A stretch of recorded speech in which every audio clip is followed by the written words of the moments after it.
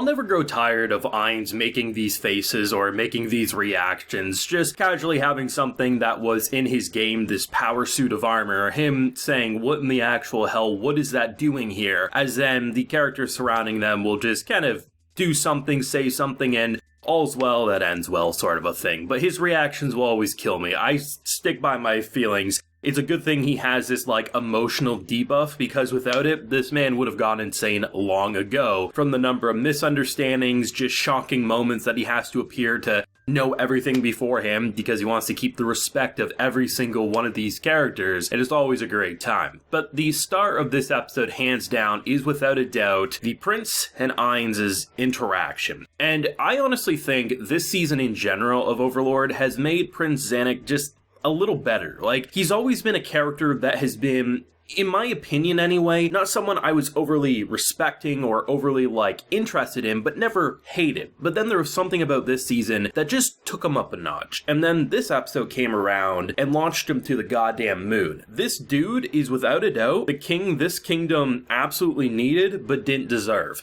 Even before the betrayal, it just felt like he was too good for this kingdom. There was something about him, comparing him to his father, comparing him to his backstabbing sister who secretly is working with our lord over here, Ainz. And the fact of the matter is, he's someone who feels like an actual king. You can look at the Emperor as an example. His reasons for, like, basically throwing in the towel from his point of view, it makes sense. Logically, he thinks he's been screwed. And here we go, this is the only way he can go about things. And I believe, anyway, someone who understands what he's doing should go about things. And I think for this prince, he's willing to die for his people, but unfortunately his people aren't willing to die for him. And to see that conversation, because there's only been a select handful of moments throughout all 4 seasons where a character has stood up to Bone Daddy over here and honestly made him say, damn, like, I wish I had a bit more of that. People who didn't just agree with everything I said, but also maybe showed me what something is, and in this case, what a true king is. Of course, unfortunately for him in his dying moments, he believed he was a failure of a king when we, the viewer,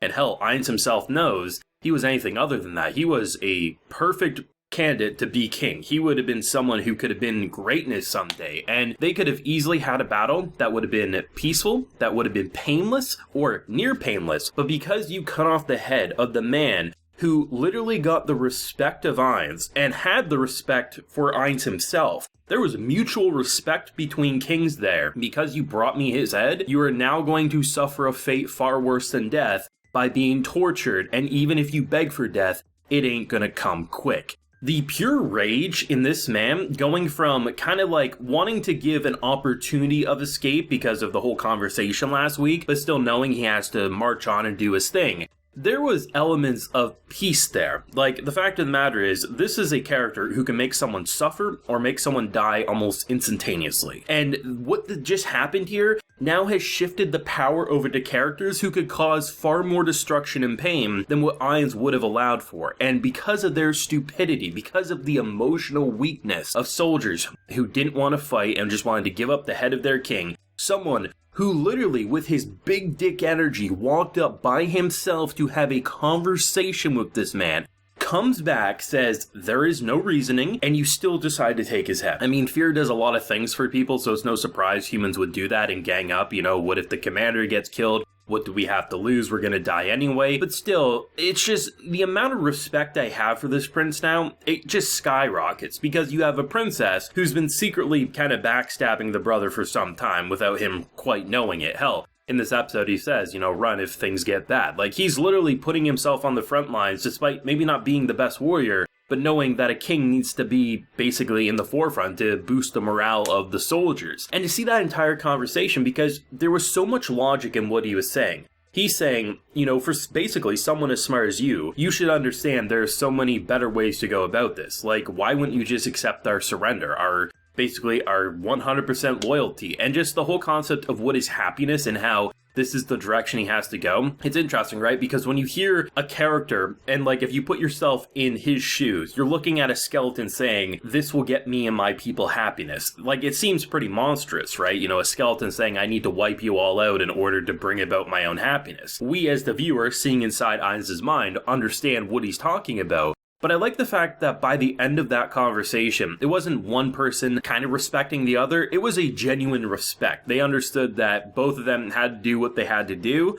But the thing is that for Ainz, he's looking at someone who he's like, that's what a king should be. And then you look at from the prince's perspective, and he's like, as monstrous as he might seem, how he talks and how he interacts actually seems just as human as you or me. And it's an awkward situation for the both of them, where there's been these moments before, where if there was only another way, we could have maybe had them survive. But this is the route we have to go down. Sure, Ainz could revive more than likely the prince, but he's not going to, I think, for a couple of reasons. The big one is that there's obviously, they butt heads in a way. Like, there's no way if you revive the prince, even with his people betraying him, I don't think he would look at his entire kingdom and say, you know what, I'm okay switching sides or anything. And I think Ainz recognizes that. But two, there's just something about like the fact that he does stand up to him more, and he can't necessarily have someone like that next to him when all of his kind of commanders and his friends over here are basically yes men, and basically anyone who pops up and says or questions, right, that's basically an act of betrayal. So there are a couple big reasons why he couldn't be revived, even though I think emotionally Ainz would like to see this man live. Instead, what's going to happen is there's just going to be wrath. It's just going to be suffering. And this small group of people just made it so an entire army is about to suffer such a painful death. And the fact that this negotiation basically set in motion that he could have used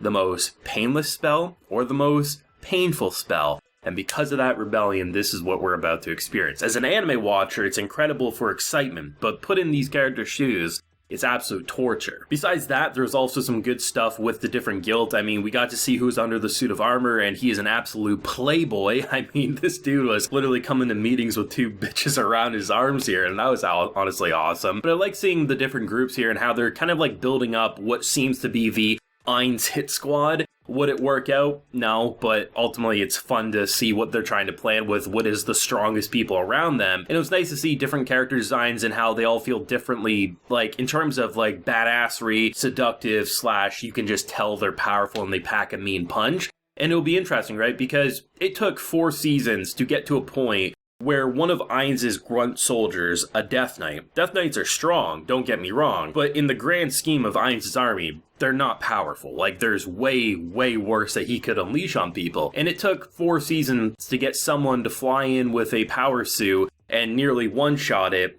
And yes, they're probably on that moral high horse now that they can defeat, they can do things, but they haven't even felt like 10% of the wrath that Ainz can truly unleash. And as we're now setting up the absolute pissed off nature of his mentality, yeah, he'll get debuffed and he'll cool down for sure, but that's already after the fact he's left people in charge who will probably do way worse than he ever would. So the fact of the matter is, there will never be someone who can topple this man. Like, we're approaching the end of the story, all things considered. The movie will be covering what was skipped over to get to this point, and I think the author mentioned there's a couple more books in the pipeline before he wraps it all up, right? So all things considered, like, we're approaching the end. If there truly was someone who was going to give Ainz a run for his money, I feel like we would have met them already, but here's the thing, that doesn't mean we can't still have exciting arcs. This is essentially a god conquering the world, and it'll be fun to see where he ends up by the time we reach that finish line. But his paranoia and everything will always make for entertainment gold in the drama that is the Overlord story. Great episode, probably my personal favorite of Season 4 to date. I think the prince and what he did for the story,